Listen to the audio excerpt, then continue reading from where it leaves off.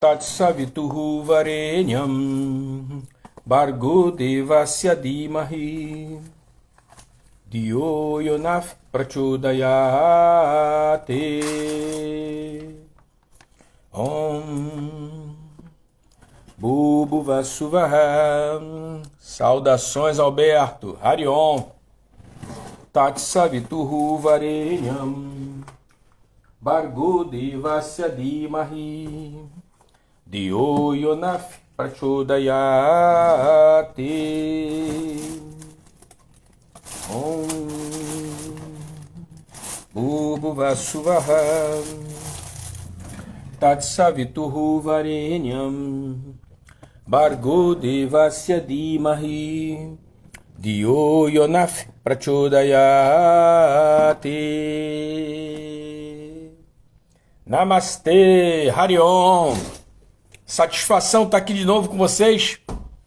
Mais uma sexta-feira. E conversando sobre Patanjali. Temos aí o convidado Alberto Carvalhal, grande amigo. Eu já vi que ele já apareceu ali, deu o sinal da presença. E eu também já estou a postos. Vamos começar a live. Sem mais delongas, Alberto é um grande amigo, como eu falei para vocês. É um professor de yoga de mais de 3 décadas. É um cara que eu conheci, deve ter uns 25 anos que eu conheci Alberto. Foi professor da Academia Hermógenes, né? Foi professor da Associação Brasileira de Professores de Yoga, no curso de formação de professores. É um cara que guarda uma grande experiência, tem um conhecimento grande de Vedanta, parte final dos Vedas, né? E tem um conhecimento grande de sânscrito, apesar de ele dizer que não, eu sei muito pouco, ele conhece pra caramba sânscrito. Até porque na nossa sociedade pouca gente conhece sânscrito, né? Agora interessante, é que para vocês saberem, Namastê, Liv. Saudações, Harion. O que acontece é que o sânscrito é uma língua que ela hoje está sendo usada por grandes potências do mundo para guardar certos segredos. Porque sendo uma língua que é toda codificada, inclusive num alfabeto chamado Devanagari, que significa a língua dos deuses, né? O nome do alfabeto, está sendo usado exatamente para você guardar segredos, para você ter codificações. Então é uma língua toda especial, toda diferenciada. E é interessante porque, em termos práticos, o sânscrito ele organiza a nossa mente, o estudo do sânscrito, tá? O estudo do sânscrito ele organiza a nossa mente e ele nos ajuda nós a acalmarmos a nossa mente. Então, o sânscrito é uma língua muito, muito bem-vinda para quem está querendo trilhar esse sadhana chamado yoga. Sadhana, para quem não está familiarizado com esse vocábulo, é a nossa trajetória, a nossa disciplina, nosso dia a dia, a maneira de você fazer as coisas. E aí, se você adotou o yoga como sadhana, você vai começar a trabalhar coisas no seu dia a dia diferente das outras pessoas. Por quê? Não que você se sinta melhor ou pior que as outras pessoas, você vai ficar diferente porque você vai começar a se aproximar da visão do yoga. Yoga é um ponto de vista, é um darshana, né? Essa palavra darshana significa ponto de vista. Então, é uma maneira particular de você olhar, de você ver as coisas, né? Então, você vai calibrando o seu olhar na visão do yoga, né? E é disso que nós estamos falando. Nós estamos trabalhando com um darshana. E aí, esse sadhana, que é a disciplina, né, de você fazer todo dia, você fazer analisando o que você está fazendo, você não fazer por fazer, não tem aquele sentimento de manada, né? Ah, eu vou fazer porque fulano está fazendo. Ah, olha, fulaninha que estava na novela, eu vou fazer porque ela está fazendo. Não, não, isso acabou isso, acabou. É uma trajetória sua, consciente. Você sabe o que você está fazendo. Por isso, fazer devagar, fazer com calma, sabe? Até para você desfrutar, porque o grande lance na trajetória espiritual, na trajetória aí do yoga transcendental, não é a chegada, nem a partida, mas é o durante. E para você desfrutar o durante, você tem que estar presente. Senão, você não realizou. Vamos dizer assim, tá? E aí vai demorar um pouco mais, né? Porque não realizou. Você precisa estar lá. Para poder as coisas acontecerem, você precisa estar presente. Bom, sem mais delongas, vamos ver se o nosso convidado, Alberto Carvalhal, já está em condições de conosco dessa live em que nós vamos estar conversando sobre o quarto capítulo dos Yoga Sutras de Patanjali. Saudações, Alberto. Saudações. Seja bem-vindo. Harion. Obrigado. Aê, agora sim. Chegou a luz, chegou a luz, chegou a luz. Chegou a luz. Escuro, né? Para quem não sabe, Alberto, você me corrija se eu estiver errado. Para quem não sabe, a palavra guru, que algumas pessoas pronunciam de forma equivocada como guru,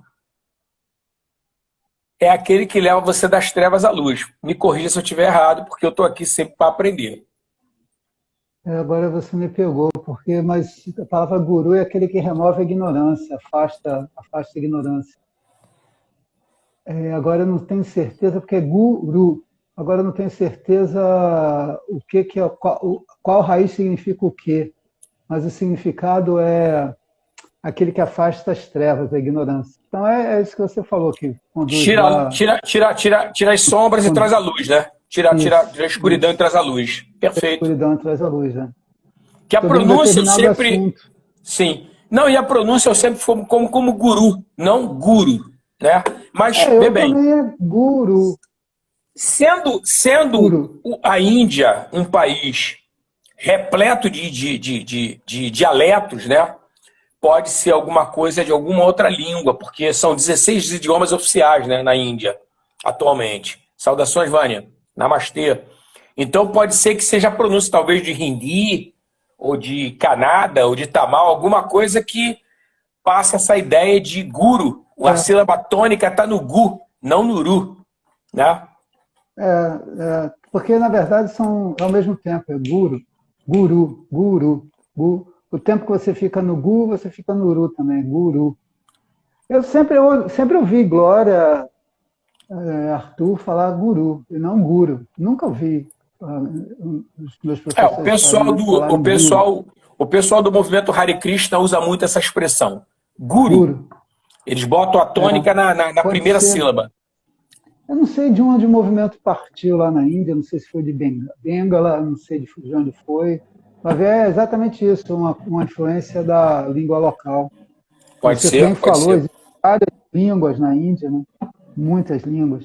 Sim, muitos idiomas. O que é interessante, uma vez foi o sânscrito que unificou a língua na Índia, né? Mas depois foi o inglês. Sim. O inglês é que unifica.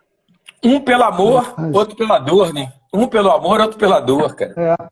Os ingleses submeteram a Índia, né? E o Danilo entrou, Danilo. Meu amigo Danilo está aqui. Yoga Saúde e Vida, que outra pessoa que eu comecei a seguir, eu não conheço, mas eu comecei a seguir agora ele. Saudações. Danilo? Obrigado. Danilo, o nome dele é Danilo? É Danilo, é meu amigo aqui, professor de Iyengar Yoga, recém-formado. Saudações, Danilo. Seja bem-vindo. Harion, Harion. O Danilo foi meu companheiro lá no curso de formação de Iyengar Yoga, que a Kátia deu para a gente recentemente, um curso de 3 anos, longo, bom, um excelente curso. Eu já ia perguntar se foi no período do Faek Birya, o grande Faek. Não, o Faek ainda estava vivo. Estava vivo ainda? Estava vivo, sim. O Faek estava vivo. E a nossa orientação é a orientação do Faek, né? Porque a Kátia... A Kátia, essa galinha dele, né? Aluna do Faek, mas o mais interessante nesse curso, quer dizer, uma das coisas que... Muita coisa interessante, mas uma das coisas que me chamou muita atenção foi a sequência de posturas, de pranayamas, né? Asana, pranayama. Pranayama, para quem não sabe, são exercícios de respiração.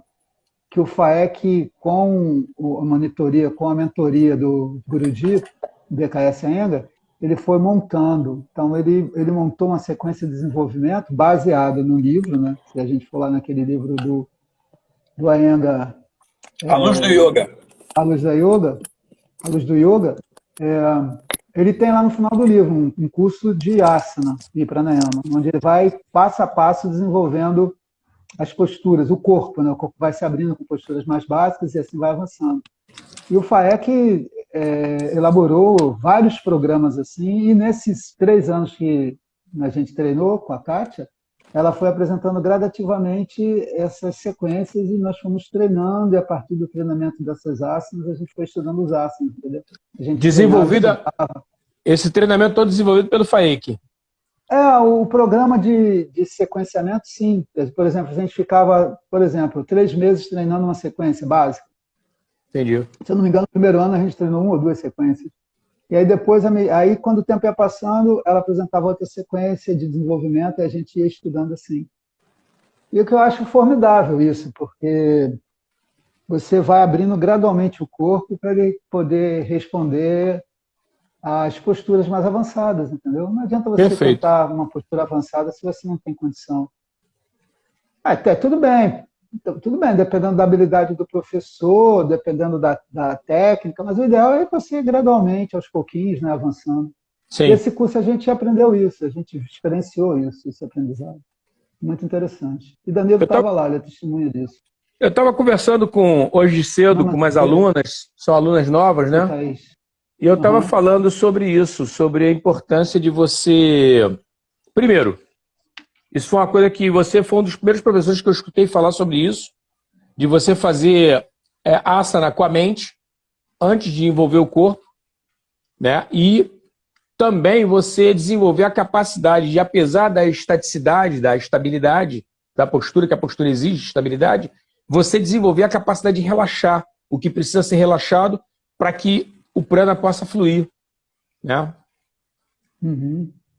Então isso é uma coisa que hoje é importante, porque o quadro de tensão que nós temos na sociedade é muito grande, né? Então termina nos contaminando. E aí é necessário, para você ter um bom desempenho na prática de asana, você desenvolver essa capacidade de relaxar, né? Dentro da postura. Sim, é verdade.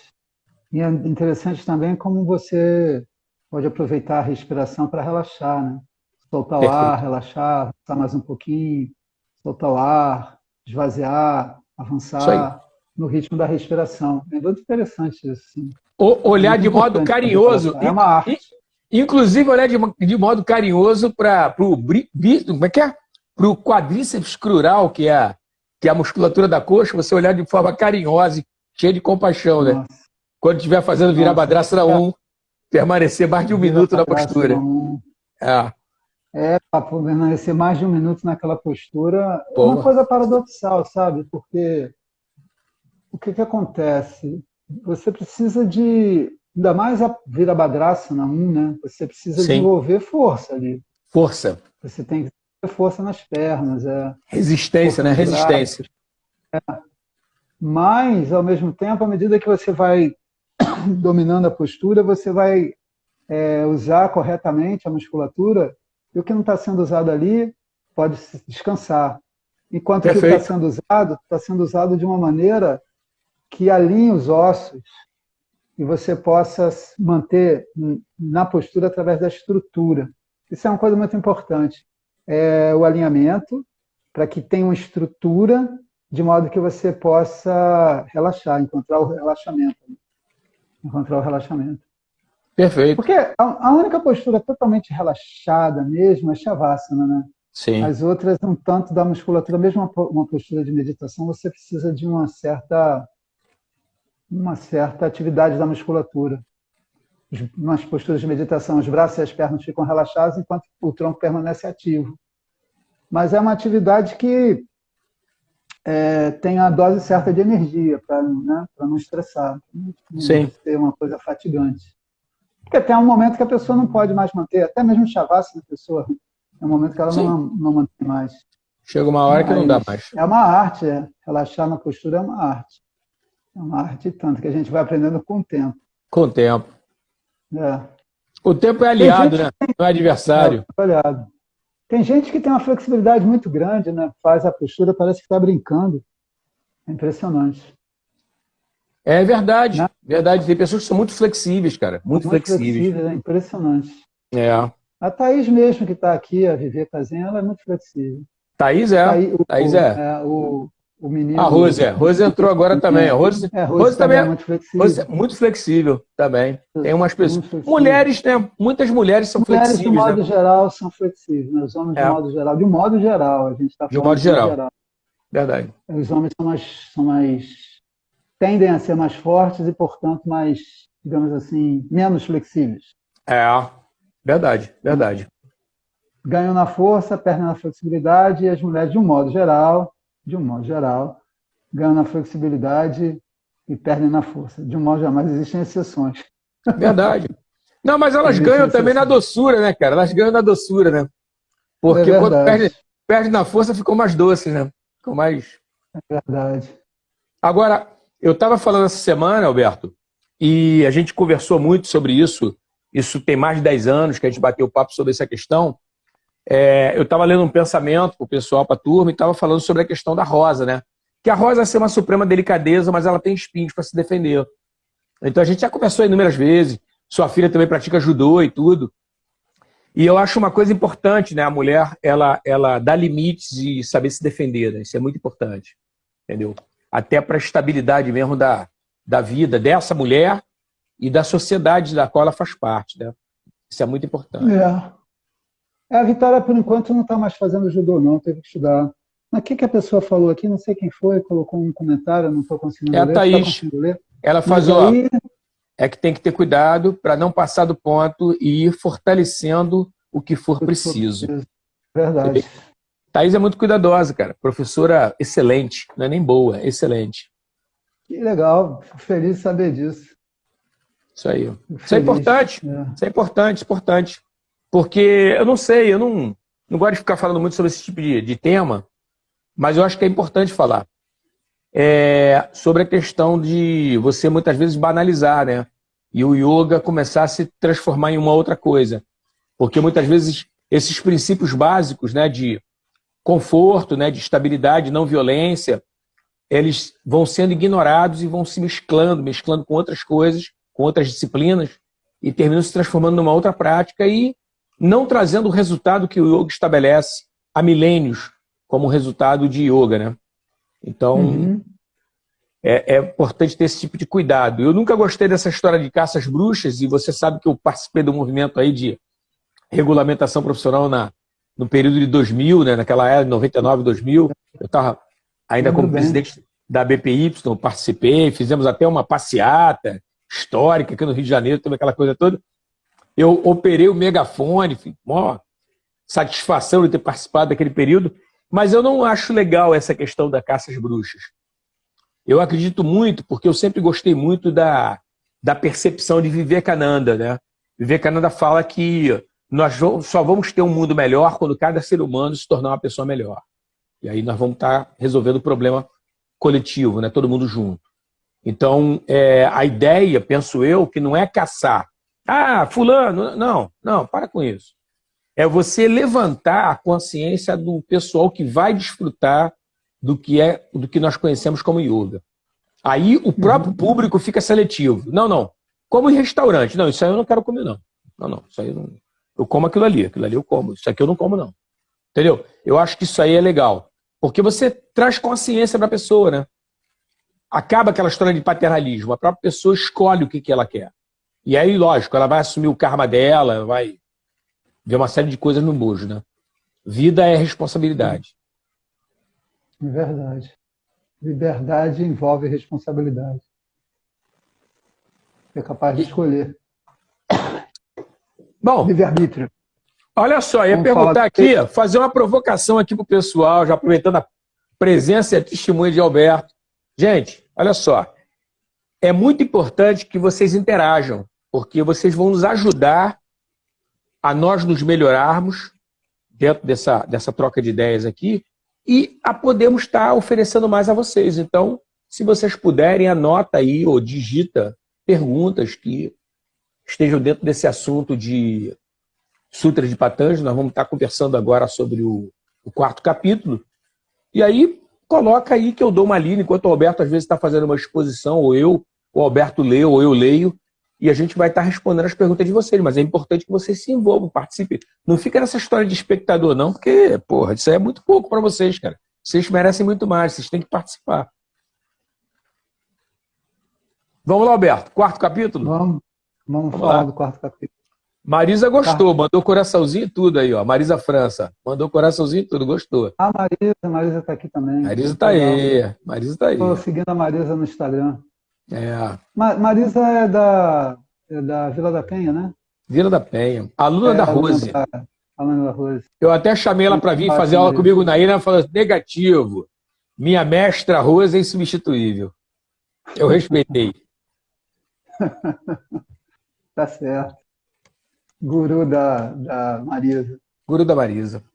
Guru da Marisa. Pois então, o capítulo 4 foi o que faltamos falar na aula passada, ou melhor, na live passada. Né? Na live passada, é verdade. A gente falou do 1, que mostrava o objetivo, falava de Samadhi, o Samadhipada. Samadhi pode ser entendido como... Samadhi tem duas formas de entender, né? Como a concentração mental perfeita, correta, onde a mente não se distrai nem entra no estado de torpor. Patanjali diz é quando a mente ilumina somente seu objeto, como que livre da sua natureza, ou seja, sem os pensamentos involuntários. Tem clareza, nitidez e estabilidade, ela não se distrai. Então, Samadhi é isso. Mas Samadhi também é a clareza do conhecimento da identidade da alma, digamos assim, humana com Deus. Essa clareza é yoga. Perdão, essa clareza é Samadhi, mas essa clareza também é o yoga, né? Porque o yoga é justamente a união entre a alma individual e a alma universal. Perfeito. Como é que é? Mahatma com Jivatma. Mahatma com Jivatma. Essa união é yoga e essa visão dessa união é também Samadhi. Então, Samadhi é essa visão clara e firme do conhecimento da identidade do eu com o absoluto. Então, tem essas duas formas de entender o Samadhi. E aí, no capítulo 2, Patanjali fala da disciplina, apresenta a famosa Ashtanga, né? Os 8 membros. Os 8 membros do yoga, 8 membros, os 8 componentes. Só que ele fala dos 8, mas ele no segundo capítulo ele fala só dos 5. Ele vai falar da parte da ética, da postura, da respiração e do controle dos sentidos. E no capítulo 3 é que ele vai falar do desenvolvimento do Samadhi, como concentração mental, da consequência disso. Dos poderes. E aí no capítulo 3, o que a gente falou é o Vibhuti. Na live passada. É o Vibhuti Pada. É o capítulo que fala sobre as maravilhas do conhecimento da mente, do controle da mente a partir desse conhecimento, que abre a possibilidade de poderes. Sim. Aí por isso é chamado de capítulo que fala das maravilhas. E aí o capítulo 4 vai falar sobre a liberação, Kaivalya, que é Kevala, puro. Kevala. Kaivalya pode também ser entendido como Kevala, sozinho, puro. Sim, puro. Aí tem que explicar por que isso, né? Agora, perguntar a você, eu já vi Kayala. Você reconhece isso, não? Kayala? Eu já ouvi falar nessa palavra, mas eu não... Kayala... que eu não sei. O pessoal, não sei se o pessoal está acostumado com estudar Sutra de Patanjali, né? E o que eu observo é que os professores de yoga, de um modo geral, eu me incluo nesse grupo, muitos estudam sozinhos, né? E aí é legal você ter fontes diferentes de informação. Então, eu particularmente, eu uso muito o Swami Satchidananda e também o professor Taimini como referência. E quem usa essa expressão do Kayala é o professor, é o Swami Satchidananda. Ele é que usa essa expressão Kayala para o quarto capítulo. Eu tenho esse livro aqui, eu não conheço. Tem que pegar ali para ver, mas eu não vou pegar agora, não. Não sei aqui não, tranquilo. Só a curiosidade, Tem que ver. Tem que ver o que ele está querendo dizer com isso. Mas ele usa essa palavra em que sentido? Como Não, queda latente? não, ele usa essa expressão para definir o nome do quarto capítulo. Em vez de usar Kaivalya, ele fala Kayala Pada. Pode ser, talvez, eu não sei, alguma coisa de algum dialeto local e por isso ele chamou dessa maneira. Também tem essa possibilidade, né? Porque parece que talvez a raiz seja a mesma. Pode ser. Eu estou com o livro aqui da Glória, né? Fazer propaganda aqui do livro dela. Isso é uma obra-prima, cara, uma obra-prima. Porque a vantagem desse livro aqui é que ela traduz diretamente do sânscrito para o português. Eu não cheguei a mostrar esse livro. Não. O Yoga que Conduz à Plenitude. Livrão, eu tenho esse livro aqui nos meus cursos. Eu também tenho ele, muito bom. Eu tenho seguido esse livro, porque tem tradução do sânscrito para o português, tem a transliteração, e tem tradução palavra por palavra, e tem os comentários. Ela segue uma linha de raciocínio baseado em Vedanta, Advaita Vedanta. Sim. Advaita Vedanta. Só uma coisa, só um detalhezinho. Essa palavra que o professor Alberto falou, Advaita, seria não dualista, tá? Quando ele fala Advaita Vedanta, porque você tem na parte final do Veda, é o Vedanta. E se você é Advaita, você não dualista. Se você é Dvaita, você é dualista. E essa questão da dualidade é o nosso distanciamento com Deus. É uma percepção nossa. Tá? Eu estou aqui, Deus está ali. Há uma distância entre nós. Isso é Dvaita. A Dvaita não existe. Lembra Jesus falando, eu e o Pai somos um? Esse discurso é tipicamente Advaita. Eu e o Pai somos um. Somos uma unidade. Entendeu? Então é uma questão de percepção. Independente desse negócio de ser melhor, ser pior, que aqui no Ocidente rola isso, né? O que é melhor? Não. É só uma visão. Mas desculpe, Alberto, vai lá. Manda brasa. Não, é isso mesmo. Eu falei, cabia uma explicação. A Advaita é não dual. Dvaita é dual, a Advaita é não dual. De modo geral, apareceram algumas escolas. A escola de Shankaracharya é considerada Advaita. Aí tem Vishishta Advaita com diferença. Sim. Tem um mestre que é da linhagem do Krishnamacharya. Tem um mestre famoso que fez uma interpretação assim, que eu esqueci o nome dele. E tem o pessoal do Hare Krishna, né? Também tem. Que é considerado Dvaita Vedanta. Alberto, eu ia perguntar a você, porque eu não tenho muito conhecimento nessa área. O Swami Yukteswar, mestre do Vivekananda, ele era de linha Vedanta, não? Eu li uma coisa que ele proibiu o Vivekananda de estudar, de ler o texto do Shankara. Shankara tem um texto. Ele tem um texto onde ele comenta a Bhagavad Gita, chamado de comentário de Shankara Bhagavad Gita. Bhashya, comentário. Então, Bhagavad Gita Bhashya.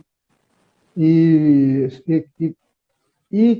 Iketeshvara, né? Yuktesvara, quer dizer, unido a Ishvara. Yukta é unido. Ishvara é o Senhor. Yuktesvara é aquele que é unido ao Senhor. Proibiu o Vivekananda Vivekananda não. Yogananda, desculpa. Yogananda de estudar o comentário de Shankara. Então ele não era Advaita. Não. O coisa aceitou? Ele aceitou Yogananda? Acho que sim. Eu não sei exatamente não, mas porque tem discípulo que é levado. Tem discípulo que é levado. Tem briga com o mestre e rompe com o mestre. Tem discípulo que diverge do mestre, não concorda. E o mestre gosta, cara. O mestre gosta porque às vezes a vida está entediante. Uma briga é bom, cara. É legal, tua discussão. Vamos parar para pensar. Semana que vem a gente se encontra de novo. Tem isso, tem parte boa, não é ruim, não. Enfim, porque as pessoas pensam que... Não vou dizer que as pessoas pensam, mas parece, olhando daqui, que na Índia todo mundo se entende, né? Isso mais ou menos. Não é bem assim, não. Às vezes dentro de uma mesma linha, por exemplo, o Hatha Yoga, tem os mestres que falam uma coisa, outros falam outra, eles não se entendem. Tem. sobre uma maneira de fazer um pranayama, sobre uma posição de mão, sobre o nome de uma postura.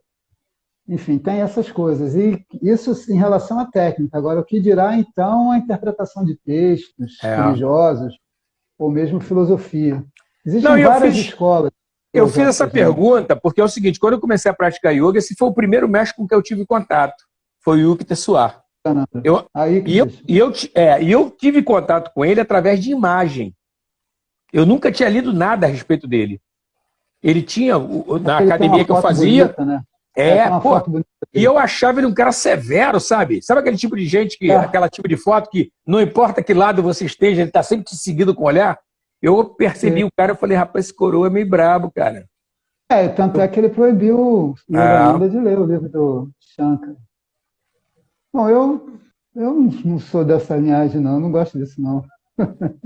Eu acho que tem que, tem que o conhecimento tem que ter sim, uma, uma base de liberdade. Outro dia eu estava falando para minha mulher isso, que a disciplina mais difícil é a liberdade, porque se ninguém, porque uma coisa é uma pessoa estar te pressionando para você fazer, né? Para você ter que trabalhar, para você ter que fazer uma prática, para você ter que perfeito. falar alguma coisa. A, a, uma outra coisa é não ter ninguém para te dizer o que você tem que fazer e ainda assim você faz o que tem que fazer, entendeu? Exatamente. Porque quando não tem ninguém olhando, e aí? Uma Pois coisa é. engraçada que é o seguinte: o consciente ele tem que ser bonzinho porque está todo mundo olhando, mas o inconsciente não tem ninguém olhando, então você pode ser o que você é mesmo e pronto. E Exatamente. aí essa que é a grande disciplina, lidar com Sim, essas coisas que estão lá escondidas no inconsciente. E engraçado é que o capítulo 4 fala disso, do que não se manifestou que está lá, mas que é uma espécie de campo magnético, uma força da gravidade que te puxa numa direção, entendeu? é o E aí sujeito que tá, oculto. Sujeito é oculto. o sujeito oculto, é o sujeito oculto. E aí que tá, eu aprendi isso com um professor lá no Pedro II, em 1982, ele falava isso, que quando você está livre, aí é mais difícil, entendeu? E Sim, aí que a necessidade de você ter muito claro o que você quer e como você alcançar aquilo. Para no dia seguinte você estar lá de novo, e no dia seguinte estar lá de novo, e no dia seguinte estar lá de novo. E você, ao mesmo tempo, ter a liberdade de levantar dúvidas e fazer questionamento, porque só levantando a dúvida que você vai poder superar a dúvida, não vai ser silenciando a dúvida que perfeito. você vai superar. Isso é um Entendeu? E o progresso. conhecimento é o progresso, você precisa questionar, trazer aquilo, Sim.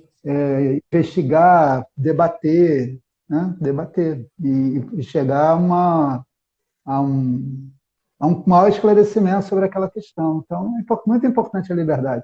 Apesar de que a liberdade é o mais difícil. Às vezes eu fico, os meus alunos, dando um curso de meditação aqui, um aluno falou para mim, você deveria cobrar a nossa prática. Eu falei, não, eu não cobro. É cada um cuide nesse sentido, cada um sabe de si. Eu não vou ficar cobrando, que isso aí não. É um É jardim de infância. a Jardim de maturidade, né, infância cara? tá. Jardim de infância, você ensina para a pessoa. Aí, Sim, sim, sim, sim. isso foi uma coisa também que eu aprendi com a Glória Arieira, né? E o exemplo foi o estudo da Bhagavad Gita. No início a Arjuna não sabia o que fazer, não tinha claro o que era o melhor, como ele devia se conduzir. Aí Krishna explica para ele e no final falou para ele assim, faça o que você quiser fazer. Porque ele sabia que uma vez que ele tinha clareza, ele ia fazer o que deveria fazer, entendeu? Perfeito. É a força do conhecimento, você ensina. Se o conhecimento estiver claro, a pressuposição é o seguinte, se você é uma pessoa racional, você vai agir de acordo com o seu melhor juízo. Entendeu? Vai agir de acordo com o seu melhor juízo. Se você sabe o que vai fazer, a gente aposta as fichas no conhecimento. Você falou isso no início da conscientização, né? De você conscientizar as pessoas para o mundo se tornar melhor. Vai seguir a força do conhecimento. Vai fazer o que tem que fazer. Então, tem que apostar no conhecimento, no esclarecimento. Porque é diferente de uma criança, né?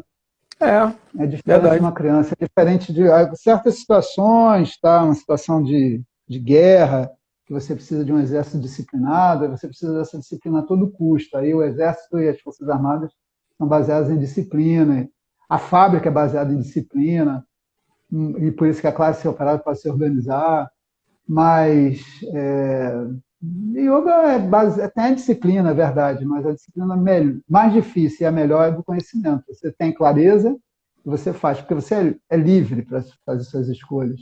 Sim. No frigir dos ovos, a gente está sempre fazendo escolhas, né? O tempo todo. E quando a gente não escolhe, já escolheu. Já escolheu, é isso aí. Não tem como não escolher, é isso mesmo. Isso aí é interessante, né? A gente está de cara para a liberdade o tempo todo, no sentido de todo momento a gente tem que fazer uma escolha. O tempo todo. Por isso que eu falo sempre com o pessoal sobre discernimento e desapego, né? Porque isso aí norteia a nossa prática de yoga, né? Discernimento e desapego, tem que ter. Senão fica difícil as escolhas, você fica meio travado. Principalmente vejo eu pelo apego. Quando você é apegado às coisas, pessoas, situações, lugares, cara, isso é uma escravidão, cara. Porque você sabe o que é para ser feito, mas não faz. Porque o apego não deixa você fazer, cara. Então você tem que se desapegar, sabe? Na Gita, em algum momento, a Juna pergunta a Juna, o que é essa força que faz com que eu mesmo sabendo que eu tenho que fazer, eu não faço? Aí o Krishna responde que é o desejo, ou seja, em outras palavras, é o apego. Desejo é apego, né? Apego Sim. aos gunas. Sim. Desejo é apego aos gunas, as experiências que os gunas podem proporcionar. Seja de conhecimento, felicidade, seja de ação, ou seja de inércia, preguiça, apatia. Mas é apego, desejo é apego.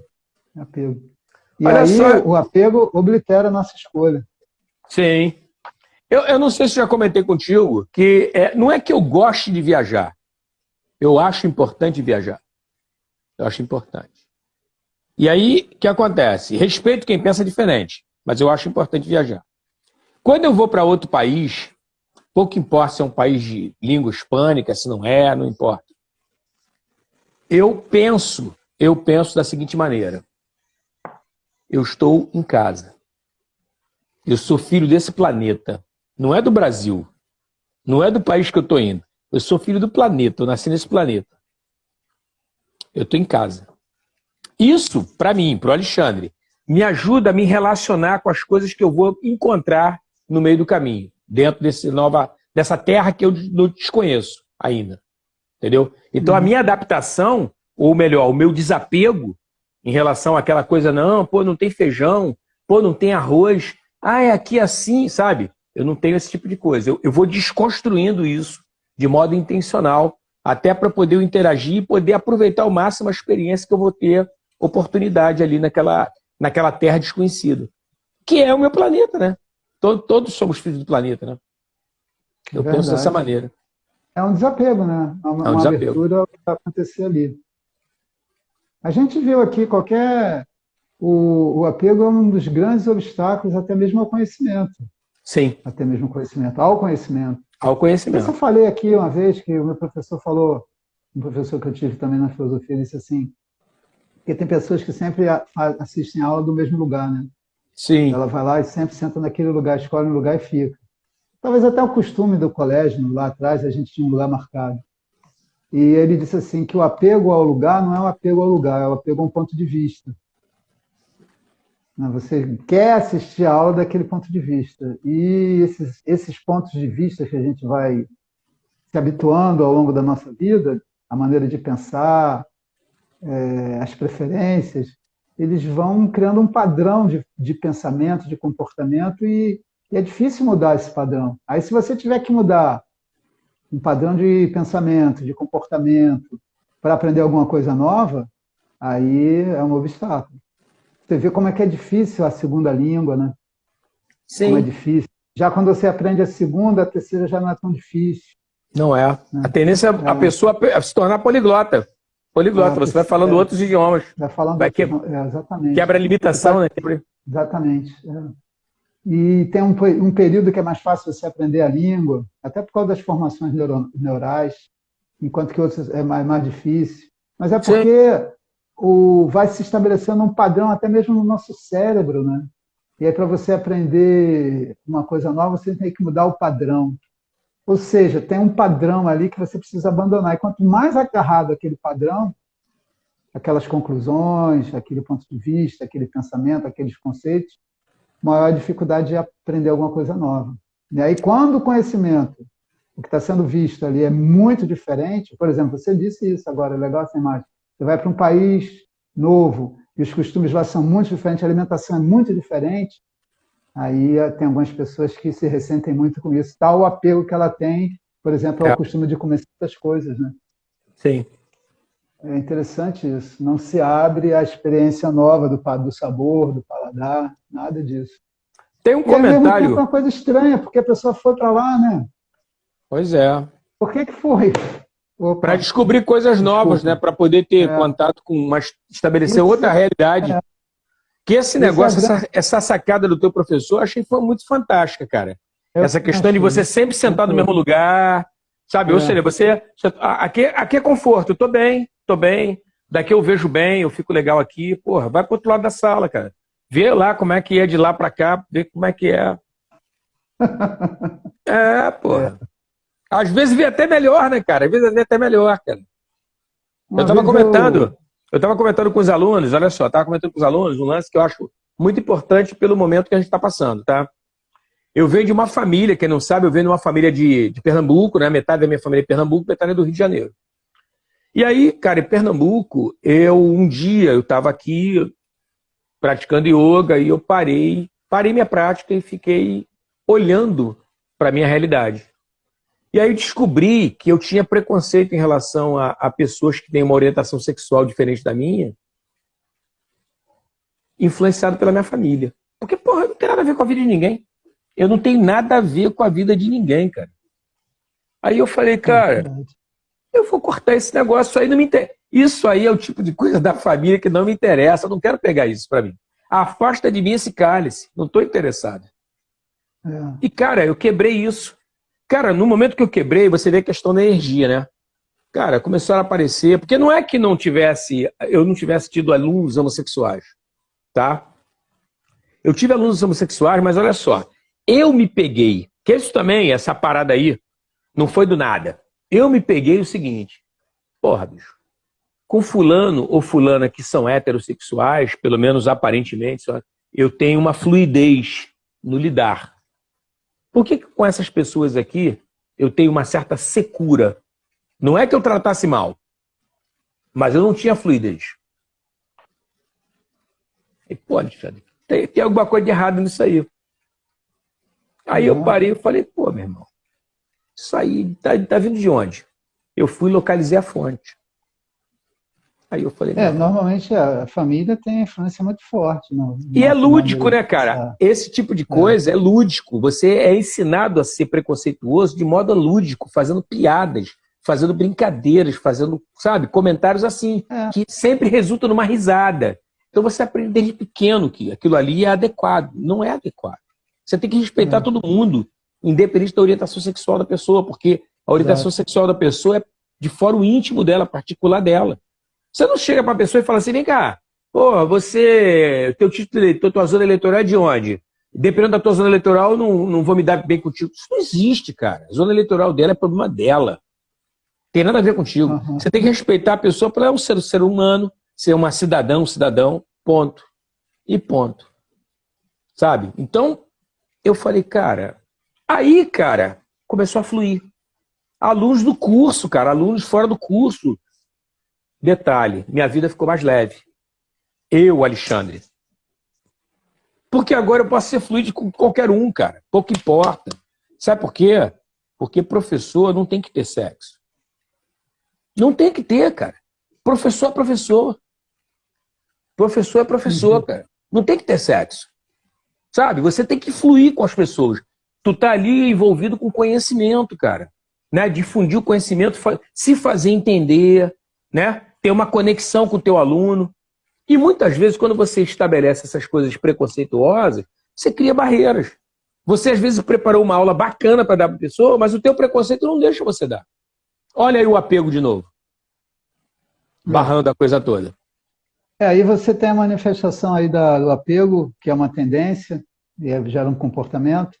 É a maneira de, você botou bem isso, a maneira de você mudar a tendência é mudar o valor. porque a tendência surge de um valor que é repetido. Sim, Aí você lança a luz naquele valor antigo, vê que ele não tem um valor, na verdade, que estava sendo colocado nele, que aquilo é uma falsidade, uma falácia. Aí perfeito. você encontra um novo valor e repete aquilo, e aquilo vai se transformar num outro padrão de comportamento, uma outra maneira de pensar, de falar, de agir, e aí você transforma a tendência. Isso é Isso aí. chamado de Vassana Kshaya, né? É Vassana Kshaya, a eliminação dos vassanas, Isso aí. pontualmente, né? Pontualmente, de um a um. O Patanjali fala disso também, mas tomando de uma forma abstrata, assim, no geral, é isso. Você é um valor que de alguma maneira você assimilou, normalmente, né, condicionado ali pela família, e você repetiu, repetiu, repetiu, fez piada, e aí de repente aquilo está. De repente não, levou um tempo, e Sim, aquilo se vira um padrão, uma maneira de ver, de falar, de pensar, de agir, que a pessoa não tem nem clareza exatamente. Se você questionar o porquê daquilo, a pessoa não vai apelar para o costume. sim. E vai apelar para o costume. E é isso mesmo. Então, o que é a tendência? É um valor que foi repetido, repetido, repetido, repetido, e criou uma atração numa determinada direção. A pessoa dá uma determinada situação, a mente corre naquela direção ali. E muitas vezes sem que a pessoa mesmo perceba, não é Sim. consciente, não é claro. Não é claro. O que está movendo ela naquela direção. Isso é uma tendência, que está ali é a tendência. É a tendência. Patanjali vai falar sobre isso. E, de um modo geral, né, são essas tendências que vão determinando a nossa vida aqui na Terra. Existe uma atração numa determinada direção ali. E essa atração é dada por uma determinada tendência. Patanjali vai falar sobre isso agora, no capítulo 4. É interessante porque a gente falou do nome, mas nós não falamos do que significa, né? Sim, Kevala é puro, mas Kevala significa liberação. É o capítulo que vai falar sobre a liberação. Como Patanjali, como é entendido esse conceito de liberação. É o que vai caracterizar as escolas de pensamento. Né? A gente pode... O que é a liberação? Né? Vai ser dito aqui. Em linhas gerais, a liberação é encontrar a felicidade aqui mesmo na Terra. Isso sim. que é a liberação. Se libertar do sofrimento. Né? Quando se fala em sofrimento, se fala em liberação, é a liberação do sofrimento. É encontrar a felicidade na própria mente e não na dependência de experiências agradáveis, do qual você vai estar sempre dependendo de situações que não dependem de você.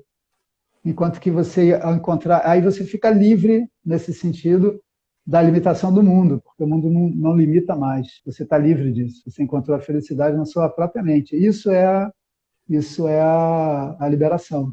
Liberação da dependência, liberação da insatisfação, liberação do medo, dependência do mundo para ser feliz e, portanto, do medo de não ser feliz, do medo de morrer, do constante sentimento de falta, onde você vai buscar o seu complemento lá no mundo. Então, esses assuntos são abordados, de modo geral, nos sutras todos, mas o fechamento é para falar disso, da liberação. O último capítulo vai falar dessa possibilidade de ser feliz de maneira definitiva, livre do sofrimento aqui na Terra, aqui em Perfeito. vida. Isso aqui, de Patanjali, ele fala. Né? Tem uma passagem na Gita que ilustra bem isso. Yoga como é que é? Yoga Vinyoga é a desassociação. Yoga é associação, união. Sim, Yoga também, que é, né, a maneira como a gente entende yoga é a união com Deus, mas também a desassociação com o sofrimento, com a dor e com o sofrimento, para libertar o perfeito. homem, a mente humana, do sofrimento. E para que isso aconteça, esses vassanas aí precisam de uma modificação, para a pessoa direcionar a sua busca no sentido, na direção correta, e não de uma maneira equivocada. Porque os costumes, né, dentro da nossa sociedade vão apontar numa direção diferente. Você vai, para ser feliz, você precisa de certos, realizar certos valores, por exemplo, riqueza, prazer, fama, Sim, elogio, né? Você precisa realizar essas coisas para você ser feliz, quando não é bem assim, né? Não é bem assim. Se você não ah, tiver até mesmo uma mente capaz de lidar bem com isso, você não vai ser feliz. Eu tenho um caso perfeito. engraçado, é muito comum isso, a pessoa passa a vida inteira dela querendo ser famosa. Um ator, por exemplo, ele quer ser famoso. Mas chega um momento que ele não suporta mais a fama. É interessante, né? Se a fama traz a felicidade, então deveria sempre estar unido à fama. Mas chega um momento que Exato. a fama é um desconforto. Eu tive um amigo, você conheceu o Cury, que era rico, Cure, né? Ele veio aqui no Rio de cure. Janeiro de férias, né? A vida dele foi uma grande férias. Rico não precisa trabalhar, está livre do trabalho. Essa é a característica do verdadeiro rico. O rico não trabalha. É um O investidor, rico né? Um não trabalha. investidor. O rico não trabalha. E, enfim, aí ele desfrutou a vida boa dele aqui, e ele era ator também, e por alguma razão, uma conexão, ele conheceu o Roberto De Niro aqui no Brasil. Roberto De Niro veio ao Brasil, ao Rio de Janeiro, visitar o Rio de Janeiro, só que ele estava incógnito, estava escondido, porque ele não queria ser reconhecido. Um ator super famoso, super Sim, reconhecido, sim, onde ele vai, ele vai ser assediado pelos fãs, né? Os fãs vão em cima dele, e isso é a fama. Isso é a sim, fama. sim. Aqui, né? Ele veio escondido. Não é engraçado? A fama, para você ser feliz, né? É, você Riqueza. vê, você vê Roberto Carlos, Xuxa, uma série de pessoas assim, cara. Vivem numa É, miséria, cara. Não podem ir em nenhum é, local público. é. Agora você vê Alceu Valença, se você quiser conhecer pessoalmente, basta você ir na praia de Boa Viagem, cara. Eu Vai já estar vi lá de Alceu calção de Valença, praia, bebendo cachaça, comendo eu pata já de, vi, de eu já vi, caranguejo. uma vez eu estava com o Roberto, né? Esse meu amigo, Roberto Cury, em Ipanema, ali uma daquelas ruas de Ipanema, e passa o Alceu Valença conversando com o filho. Não tem segurança A não, gente cara. via, É. até porque o Rio de Janeiro tem um negócio também engraçado, principalmente a Zona Sul, que a gente acostuma com os atores, né?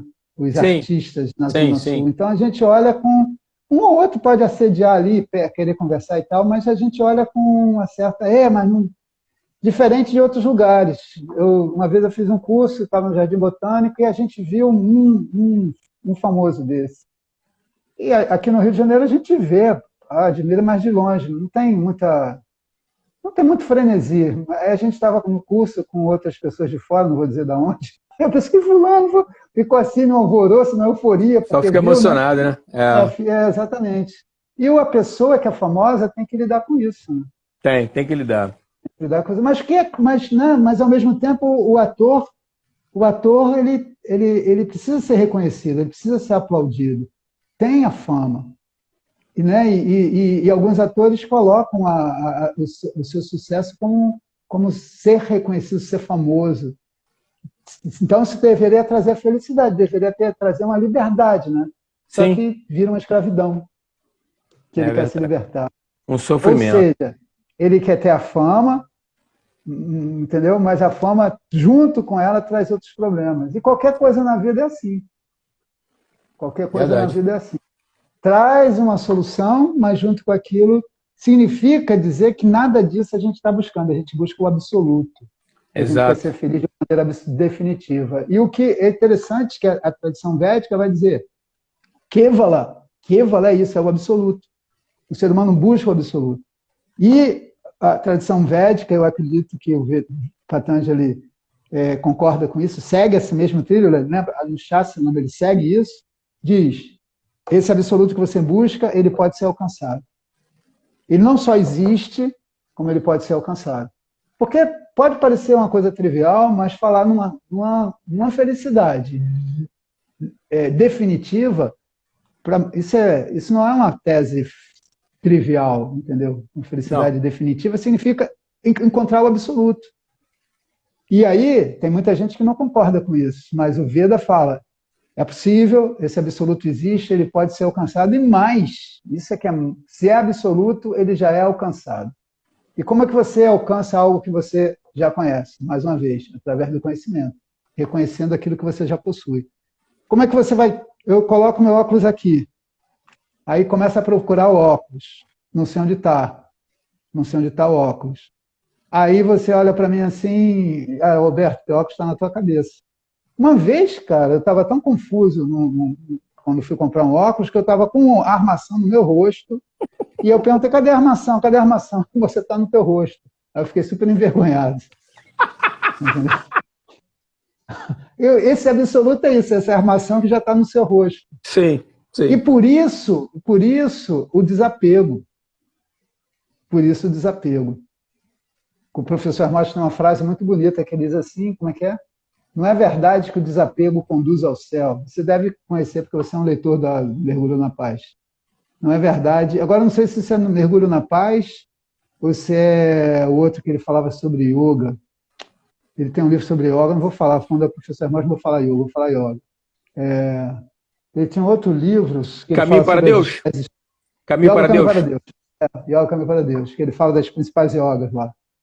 Eu não sei se qual dos dois, se é no Mergulho na Paz ou no Yoga Caminho para Deus, que ele diz, não é verdade que desapego conduz ao céu. O desapego já é o céu. Ou seja, você vai desapegar do falso, você solta o falso, a visão falsa de si mesmo.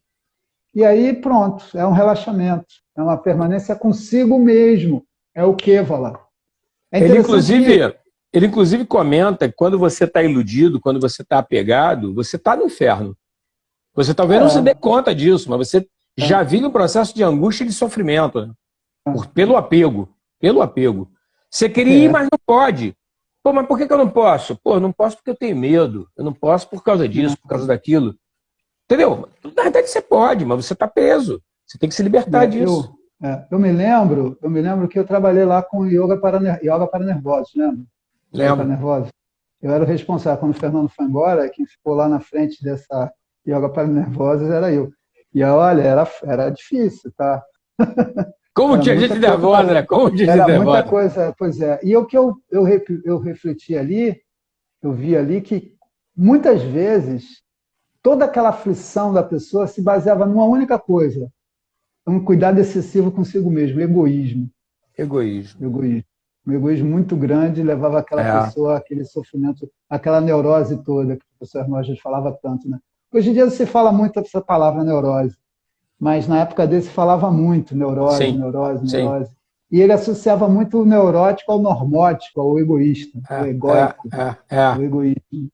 Né, esse cuidado consigo mesmo, exagerado, eu sou a pessoa mais importante do mundo, eu sou, né? E isso já leva a pessoa a muito sofrimento. E aí um pouquinho que a pessoa saía desse egoísmo, ela ficava melhor. Então, um pouquinho que a pessoa saia desse egoísmo, ela ficava melhor. Não, engraçado, né? Eu queria comentar uma coisa com você que aconteceu essa semana. Foi o seguinte, a Rose levou a Anjali, né? Para quem não sabe, eu tenho uma filha que tem síndrome de Down, né? Ela está com 16 anos. E aí a Rose levou, né? A Rose é minha ex-esposa, é professora de yoga, acho que ela até que está assistindo a live aí. Pelo menos eu a vi entrando, não sei se saiu. Ela entrou, O que acontece é o seguinte, a Anjali participou de um evento lá na rua onde a gente tem um apartamento, na Vila da Penha. E aí tem um trabalho de escalada, é um clube de cabos e sargentos da Marinha. E aí tinha um trabalho de escalada, que eu acho maneiro e tudo, ela ficou presa pelo cinto, subiu, desceu, e o cara ficou conduzindo a guia e tudo, beleza. Ela curtiu aquilo, depois ela fez os exercícios, participou, enfim. E aí, num dado momento, eu perguntando para ela, e aí, cara, como é que foi? Foi legal, a experiência, foi maneira? Aí ela tem aquele jeito dela, não lembro, não sei, tem esses papos, né? Aí beleza, a Rose tá aí, ó. Aí num dado momento, ela virou para mim e falou assim, papai, eu sou especial. Aí eu falei assim, é? Aí eu falei, como é que você é especial? Por que você acha que você é especial? Aí ela falou assim, não sei. Aí eu pensei assim, ela não sabe ainda da síndrome. Porque o que acontece é o seguinte, eu não sei se vocês já tiveram esse tipo de percepção. Quando você tem contato, tem na família alguém que tem uma síndrome, às vezes a pessoa tem consciência da síndrome e às vezes a pessoa não tem consciência. Na minha opinião, Anjali ainda não tem consciência. Eu nem sei se ela um dia terá, não sei. Pode ser que daqui a meia hora ela tenha. Isso aí é uma incógnita, tá? Porém, isso não é muito diferente de quem não tem síndrome. Você estava falando agora sobre a questão do egoísmo, foi isso que me chamou a atenção. A pessoa hedonista, ela não sabe que ela é egoísta ao extremo. Ela não sabe que ela se acha o centro do universo. Ela não sabe. Ela acha que é normal. Ser daquele jeito é normal. Ela não tem essa percepção. Então, o síndrome de Down, o pessoal que é Asperger, o pessoal que tem... Como é que chama? Que até o Tom Cruise tem, cara. Autista. Autista. A pessoa, muitas vezes, ela não se dá conta. O mundo dela é aquele ali, cara. A percepção dela é aquela.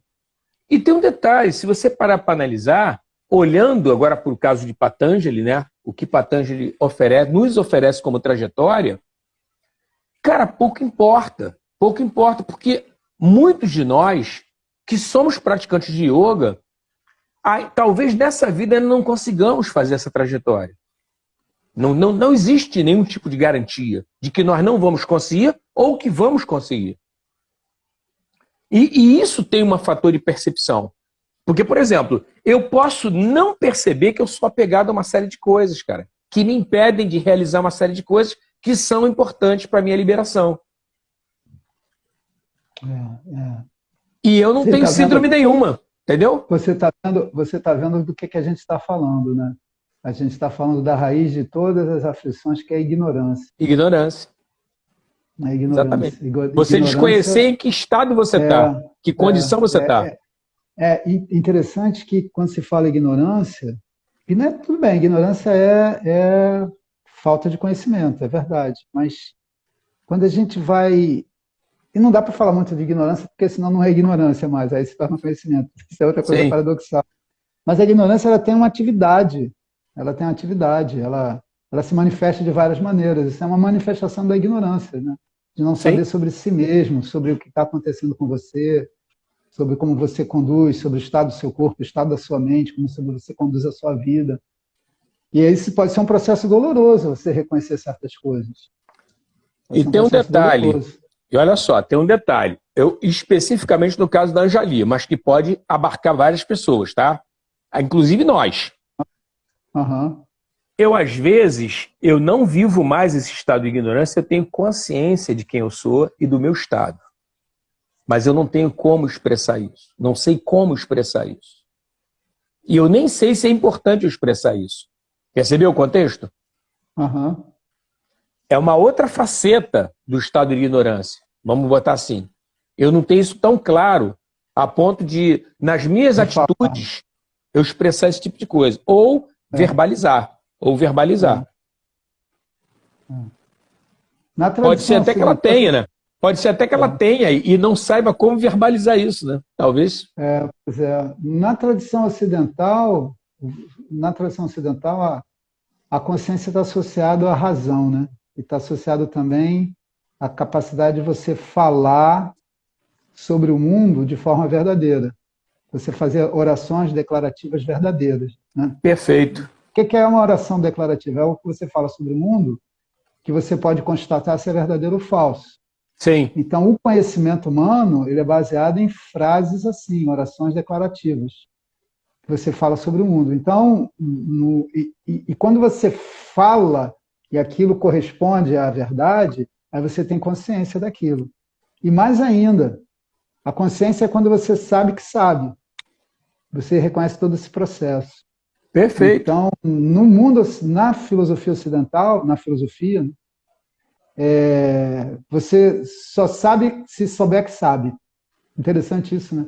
Você só sabe. E quando é que você sabe que sabe? Quando você fala a respeito do que você sabe. Ou seja, a fala, quer dizer, o nosso conhecimento é um conhecimento, vamos dizer assim, judicativo. Você diz algo de alguma coisa. Judicativo nesse sentido. Você formula o juízo. O que é um juízo? É uma oração declarativa, você fala alguma coisa sobre o mundo que você pode constatar como verdadeiro. E o nosso conhecimento todo é assim. E interessante, né? Porque a criança ela vai sentindo dor e ela grita. ai. Mas ela começa a dominar uma linguagem que dá sentido àquilo que ela está sentindo. Ela pode falar, pai, eu estou sentindo tal coisa. Aí a gente olha para a criança e diz, ela tem consciência. Principalmente se o que ela estiver sentindo, o que ela estiver falando correspondeu ao que ela estiver sentindo. E nós temos condições de verificar isso. Perfeito. De verificar. Eu estou sentindo aqui, ó. Ela pode não ter o nome de estômago, ela pode não saber, mas ela diz assim, eu estou sentindo aqui. Ela não só grita, ela estou sentindo aqui. Aí você vai dizer, é fígado, estômago, médico, né? Vai dizer fígado, estômago. E você, como já tem uma experiência de conhecimento de fisiologia, de tantas vezes foi ao médico, você sabe. Aí, sabe. Aí é consciência. É interessante. E, às vezes, nesse processo, ainda mais no processo de autoconhecimento do nosso comportamento, que tem a ver com nossos valores, pode ser doloroso reconhecer essas coisas. Sim. E a dificuldade de falar disso. Sim, verbalizar isso. Eu botei um videozinho pequeno, agora pouco antes da gente entrar na live. O título é Namarupa. Não é o título, não é Namarupa. O mundo nome e forma. Tem a ver com isso, né? Que a maneira da gente se comunicar precisa de nome e de forma para as coisas, né? Senão... É interessante isso, né? O Nosso Namarupa. mundo é assim. É bacana a imagem que se fala, às vezes, os exemplos, assim, você tem o ouro, que é a realidade. E aí o ouro se modifica, mas sem deixar de ser ouro. Ele se modifica, ele assume nomes e formas, ele assume uma forma que tem uma função que não é o nome. O ouro pode ser um brinco, o ouro pode ser uma coroa, o ouro pode ser uma pulseira, o ouro pode ser um cordão, e, enfim, em tudo é o mesmo ouro, mas ele se modifica, porque ele vai tendo funções diferentes, apesar de serem ornamentos diferentes, ele vai tendo funções diferentes. Você bota no dedo, outro você coloca aqui. E se for uma coroa, então, você é o rei, aquilo simboliza o seu poder, né? Sim. Rei, sei lá, da Inglaterra, rei da Suíça, nem sei se Suíça ainda tem, acho que não. Um dia já teve, o rei da Suécia. É o rei. É uma função ali, uma função diferente, mas é o mesmo ouro. O conteúdo é a realidade, quer dizer, é interessante. Aí se fala da realidade e da aparência. Quem é a realidade? É o ouro. Porque se eu falar para você, Alexandre, fica com o anel, a pulseira, o cordão, mas me dá o ouro. Você não vai ficar com nada. Exato. Então, a pulseira, o cordão, o anel, a coroa, não existe em si mesmo. Sim. Só existe como nome e forma. É uma aparência. Exatamente. É interessante o conceito de aparência. É isso aí. É uma aparência. A realidade, quem é? É o ouro. A realidade é o ouro. Olha só, você conhece um vídeo chamado Oriente e Ocidente? É um videozinho... Isso. Tem parte 1 e parte 2, né? Eu vou até comentar com o pessoal que tá na live aqui com a gente. Se eles quiserem que eu mande o vídeo, bota no direct da Escola Jaia nome e bota um e-mail que eu mando para vocês. Entendeu? Ou se não quiser, faz o seguinte, bota o nome e bota um telefone lá com o WhatsApp, que eu mando para vocês o vídeo. Os 2 vídeos, é parte 1 e parte 2. É interessante vocês assistirem esse vídeo com calma, pega um horário que você tenha tempo, para vocês verem como é que pensa o oriental e como é que pensa o ocidental. A diferença que tem. E vocês vão se surpreender que tem pessoas no Ocidente que pensam como orientais. E tem pessoas no Oriente, né, que pensam como ocidentais. É engraçado. É bacana, porque... É fluido isso, né? Fluido. Tem uma predominância, mas não uma unanimidade. Não, e outra coisa, aquilo ali, na minha opinião, ele funciona também como uma espécie de conforto, porque você, em alguns momentos, você fica meio peixe fora d'água. Porra, meu irmão, não consigo conversar com ninguém, meu irmão. Caraca, eu falo, o nego acha que eu sou maluco. Não, porque tu tem um pensamento oriental e você mora no Ocidente, pô, é só isso, cara. Todo mundo acha que você é doido, cara. Se você vai pro Oriente, tu tá em casa, tu fala assim, opa, que bom, tô aqui. É a música do Renato Russo, uma música que ele falou, eu acho que eu não sou daqui. Muito bom, né? Era meu vizinho, cara. Era meu vizinho aqui na ilha. Renato Russo, era. É verdade, ele passou a infância na mesma época que a gente, né? Ele é mais na cidade, ele é um pouco mais velho. É um pouco mais velho. Eu andava todo de preto, assim, encasacado na praia, cara. A gente de short, descalço. Passava aí debaixo daquele sol. Muito doido, cara. Ele não era daqui. Compositor de mão cheia, né, cara? Cabeção, cara. Muito bom. Muito genial, Muito bom. muito bom. Genial, Muito bom. genial. Amigos, já está na hora da gente encerrar aqui, ó. 14, Vamos lá, 14. gente. Queria agradecer Abriu... vocês, todos que vieram aí, todo mundo que entrou. Agradecer ao Alberto, principalmente, dessa live maravilhosa. E vamos Obrigado, fazer eu que outras. agradeço. Sexta-feira estamos de volta. Se vocês quiserem, Exato. faz isso. Bota no direct lá o WhatsApp e o nome que eu mando para vocês. Tá? O Oriente e Ocidente, pego no YouTube e jogo lá para vocês. Tá? É muito bom o vídeo. E aí a gente pode até trocar uma ideia semana que vem sobre os vídeos. Vocês assistem durante a semana e a gente bate um papo rápido sobre isso e a gente manda brasa na live. Eu estou pedindo sugestão aí para a galera, mandar sugestão, até aproveitar e ver com o Alberto também, sugestão sobre lives, que a gente pode sentar e trocar ideia sobre a cultura védica e ir fortalecendo cada vez mais esse nosso entendimento, nosso aprendizado aí. Todo mundo aprende com todo mundo. Considerações finais, Alberto, vai lá. Não, só para dizer o seguinte, novamente uma propaganda aqui, eu estou segunda-feira de 8 da noite, né, de 20 horas até 21h30, estudando os sutras, os Yoga Sutras, está no início. Com a Denise. Ainda. Denise, né? Não, é um curso regular. Estou dando curso um curso regular Show. com uma turma, Eu estou fazendo esse curso regular toda segunda-feira, de 20 a 21h30. A gente está no início ainda, eu estou no capítulo 1, estudando o Sutra 19. Estou no Sutra 20 agora. Pô, legal. Falando sobre como é que é? Fé, entusiasmo, memória, samadhi, né, concentração mental, e prajna, sabedoria. É um sutra que fala sobre isso. Para outros yogis, precisam desenvolver primeiro fé, entusiasmo, memória, concentração mental e sabedoria. Estou analisando esse sutra. Então, se alguém quiser fazer uma aula experimental, é só mandar uma mensagem para mim que aí eu coloco a pessoa na aula experimental. É Alberto Carvalhal Yoga, não é? Alberto Carvalhal Yoga. Alberto Carvalhal Yoga, é fácil. Manda no direct, já faz contato. Manda no direct, a gente faz uma aula experimental. Patanjali é tudo de on, né? Patanjali é tudo de on. Patanjali é tudo de on. Isso aí. Bom, removedor dos obstáculos. Obrigado, Alexandre. Eu que agradeço, Alberto. Satisfação de receber de novo. Até sexta-feira. Até sexta. A gente vê aí o novo tema. Falou. Gente, obrigado pela presença e até sexta. Um abraço. Namastê. Até sexta. Boa semana. Namastê. Hariom. Boa semana. Hariom.